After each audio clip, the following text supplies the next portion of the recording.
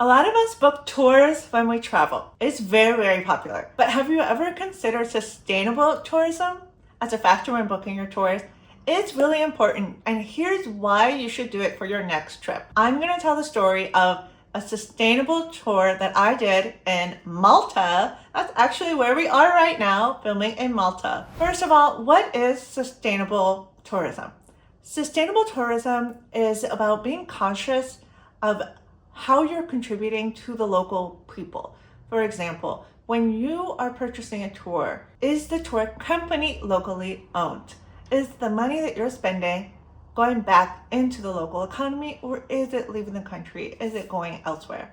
That's one factor that makes something sustainable, if it's contributing to the local economy. Another thing to consider, another factor, is over-tourism.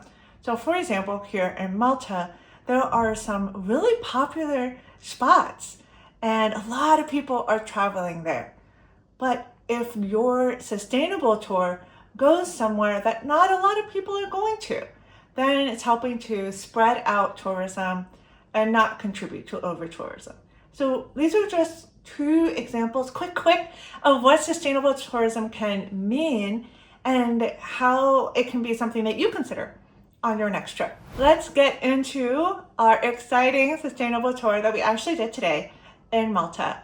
And I want to thank, first of all, the sponsor of this video who gifted us a tour experience called Malta Rural Tours. Malta Rural Tours has been around for a long time, and it is supporting a wonderful network of artisans, farms, creative people who are working in food and culture preservation here in Malta. And today we got to do a farm lunch, which was so beautiful.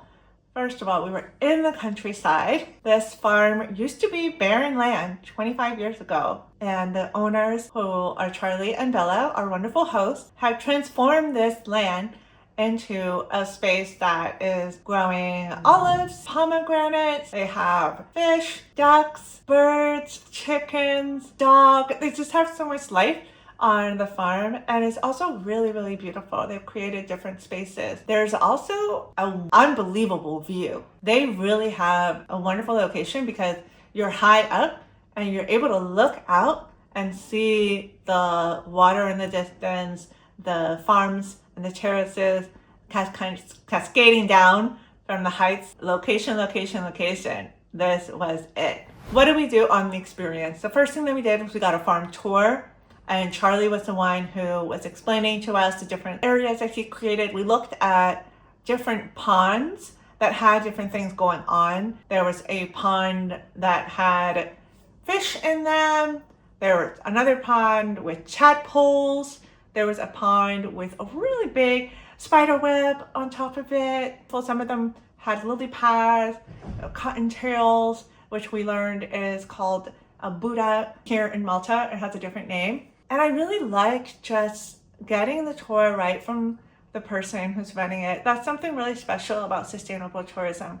You're talking to the person who's super passionate about their work, and now they get to share it with someone. I love asking questions and being curious about what you're looking at, the nature, how they're doing things, how they built it up. The farm walk and the farm tour was really fun. We also got to taste olive oil, which is super exciting. They're making olive oil there.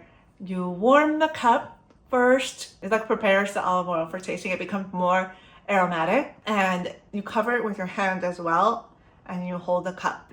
You take a little sip in your mouth, and don't swallow it, please. Keep it under your tongue a little. Swallow it slowly. Okay. Now you're gonna have some itching here in your. Oh, really? You know, it's like spicy one. You know. Okay. Probably you're gonna have it because people that are not used to it probably they will have it. Those are the polyphenols. Okay. And we'll try it. Oh, it smells so good. It smells okay. It smells. And we take a sip of it. Okay.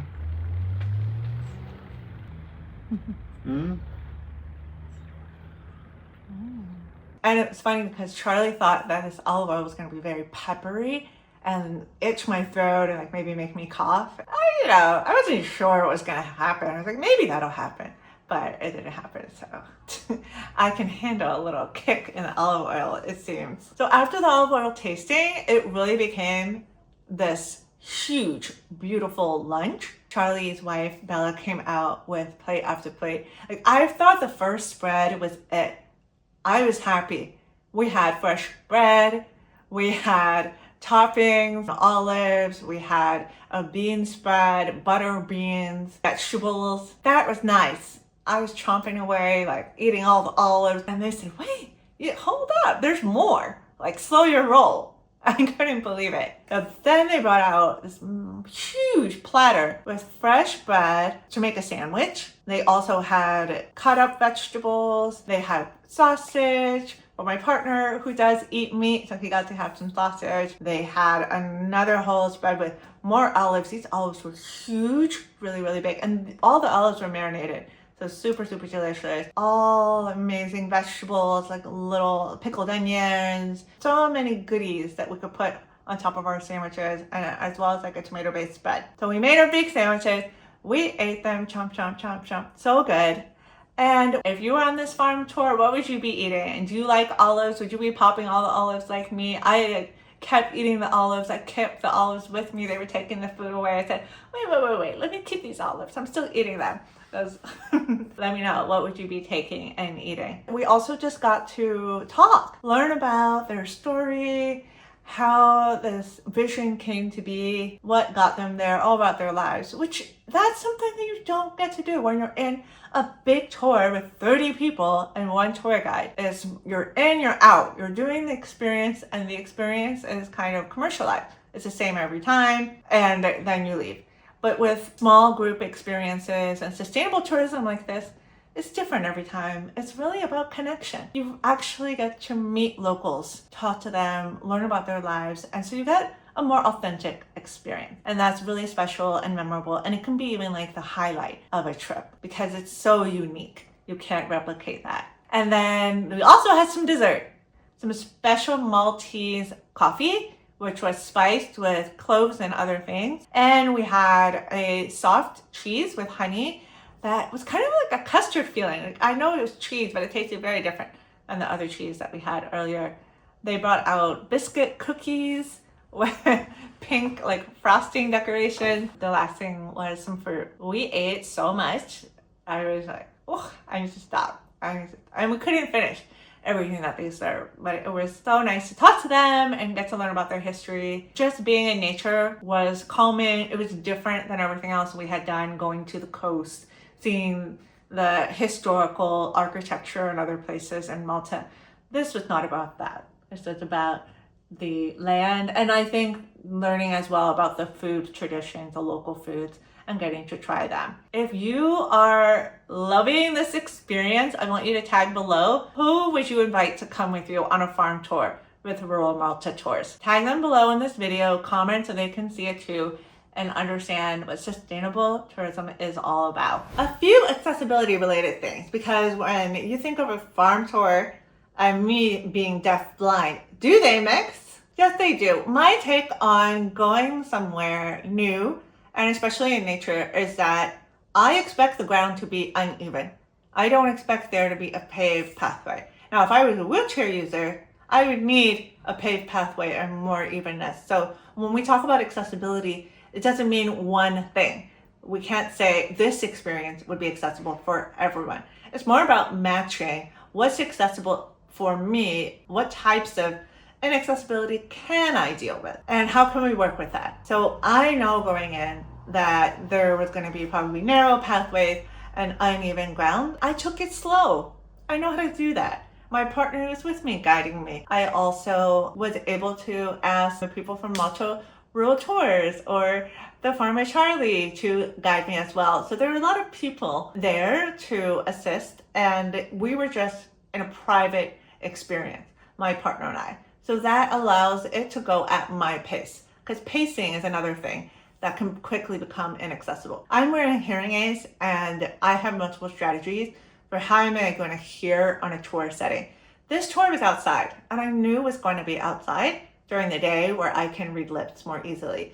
So I did bring my Bluetooth microphone, which connects to my hearing aids, And I always give that to a tour guide and a big group tour, like a walking tour. I always give the microphone so the tour guide can wear it. But for this private experience, I knew that I was probably going to be able to hear without it. So I brought the microphone, but I didn't end up needing it. So I come prepared with my tools and the mindset that I can deal with a little bit of inaccessibility if I go slowly, if I get the information that I need ahead of time, and just communicate with the people that are leading the experience. The other thing with accessibility that's really important to me with being outside is the management of flies, especially knowing that we're going to have this beautiful lunch outside on a table. Thankfully, it was so funny. Malta Rural Tours, the person from the company, says they saw a video I recently had posted that was talking about how I can't see flies, and that when I eat, I can be constantly fanning to protect and defend my food.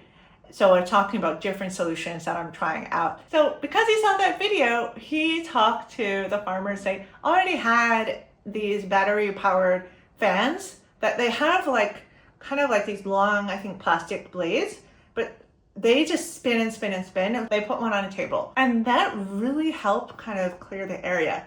I have a personal fan that I also put on the table, but mine doesn't have long blades that stick out. It's like if my hand was fanning and it kind of covers a bigger surface area. So that was really helpful and also thoughtful of them. The other accessibility note that I'll give is that when I went to the bathroom, I had to go down a bunch of stairs.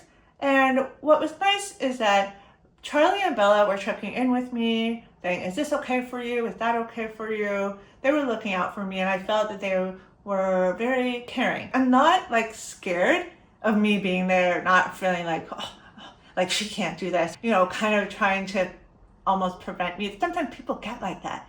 They get really scared and they don't really understand how much I can do. But I didn't get that vibe here, so I really appreciated that. Even in the city that I'm staying in Malta, there are stairs right now to get everywhere. It's not ideal, but it's something that I can do. So I only had to do it once to go to the bathroom and then to come back. That is really a wonderful thing to think about. What are your access needs? How can you manage for them?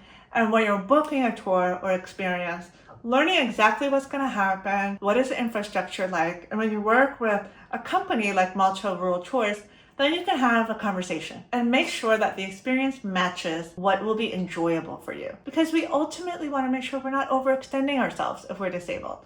We won't be having fun if we feel like, oh wow, this is too inaccessible, or this is not what I expected. So I really like to have open communication on all sides. For me, it was a wonderful experience that I could enjoy, and I was super happy with it. My accessibility needs were met. Thank you so much to Malta Rural Tours again for hosting us for this experience so that we can share what sustainable tourism is really like. Have you ever done a farm tour before? What do you think it would be like? Are you looking forward to doing one now that you know about them? So stick around for the next video with BlindishLatina. Have a good one. Bye. If you want to see more videos on inclusive and accessible travel, subscribe to BlindishLatina and let me know all your questions in the comments, and I will see you next time.